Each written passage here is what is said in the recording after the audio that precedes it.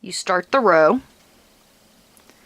You take this last stitch off the peg, move it over.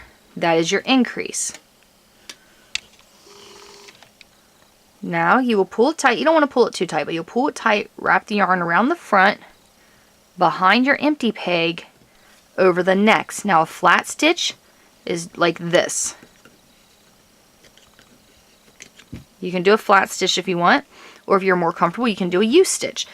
There's really not a huge difference. A U-stitch is, instead of just holding it over, you kind of wrap it behind.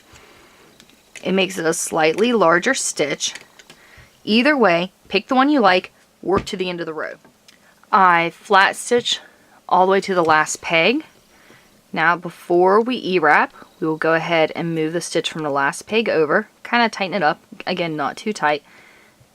And then that second peg we will move over. So 2 stitches empty, 2 stitches. The rest have 1. Then you just push them down, E-wrap the row, and you just keep doing that step 1 and step 2